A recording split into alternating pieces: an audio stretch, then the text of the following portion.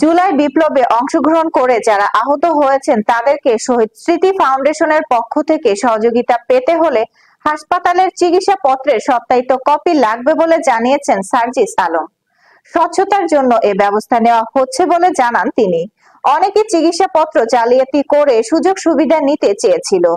আন্দোলনে সম্পৃক্ত নয় এমন অনেকে সুযোগ সুবিধা নিতে এসেছেন বলে অভিযোগ রয়েছে। এ মাসে শহীদ পরিবারগুলোকে আবারও বড় অঙ্কের আর্থিক সহযোগিতা করা হবে। জুলাই বিপ্লবে শহীদদের সংখ্যা সরকারি মতে 826 জন। তার মধ্যে 628 জনের পরিবারকে সহযোগিতা দেওয়া হয়েছে। বাকি আছে 198 জন শহীদ পরিবার।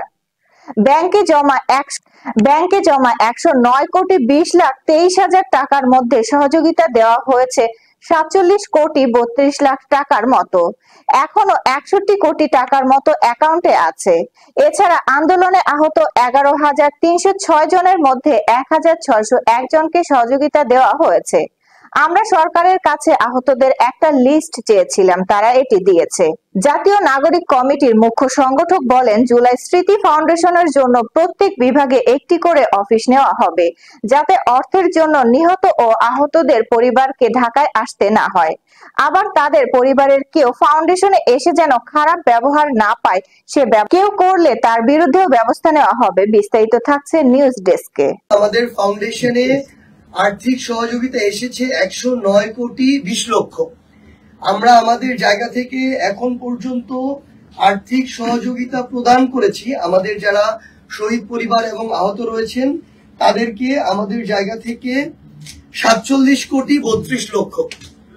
আমাদের ফান্ডে এখন পর্যন্ত রয়েছে প্রায় 161 কোটি টাকার মতো। সংখ্যাটা ইম্পর্টেন্ট। আমরা আমাদের অফিসের প্রথম চেক হস্তান্তর করা হয় যখন অফিস ছিল না, এটা হচ্ছে অক্টোবর মাসের 1 তারিখে।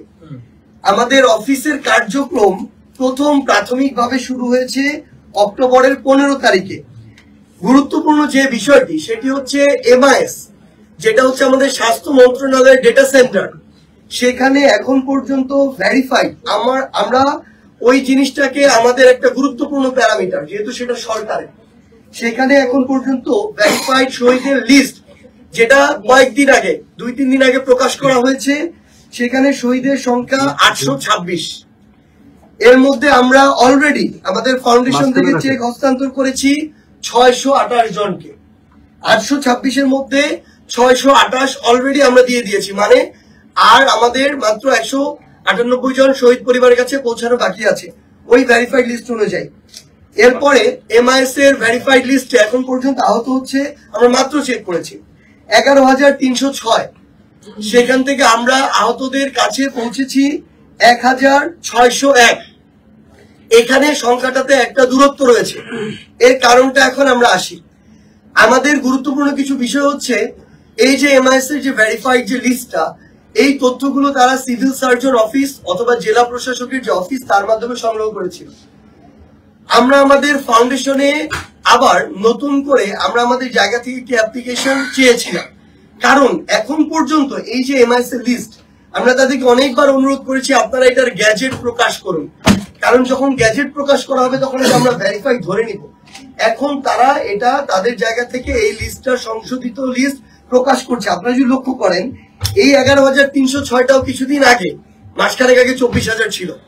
তারা এটা ক্রস চেক করছে কিভাবে, তারা বারবার ভেরিফিকেশনের জন্য পাঠাচ্ছে জেলা প্রশাসকের কাছে, সিভিল সার্জনের কাছে। কিছু ওইখানে ডুপ্লিকেট রয়েছে, কিছু জিনিস অ্যাড হয়েছিল যেটা তারা ভেরিফিকেশন করে পাচ্ছে যে তারা আহত কিন্তু আন্দোলনের আহত না। সো এখনো আমরা সেটাকে স্ট্যান্ডার্ড ধরতে পারছি না। যদি ধরতে পারি, আমরা এখান থেকে বিকাশের মাধ্যমে বা চেকের মাধ্যমে একদিনে 1,000 আহতকে দিয়ে দিতে পারি।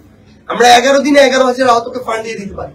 কিন্তু আমরা অলরেডি ফেস করেছি আমাদের এখান থেকে যে আমরা 1,601 জন আহতকে চেক বা বিকাশের মাধ্যমে ফান্ড দিয়েছি, তারা এখানে আমাদের যে রিকোয়ার্ড ডকুমেন্টস, আমাদের ফাউন্ডেশনের ফর্ম, সেটা নিয়ে আমাদের ডকুমেন্ট ফিল আপ করেছে এবং তাদের লিস্ট এমআইএসও আছে। এই দুইটা প্যারামিটার যখন তারা ফিল আপ করেছে তখন তাদেরকে আমরা দিয়ে দিয়েছি। কিন্তু এমআইএস এ আছে, আমাদের এখানে নেই, তাদেরটা এখন আমরা ছাড়িনি।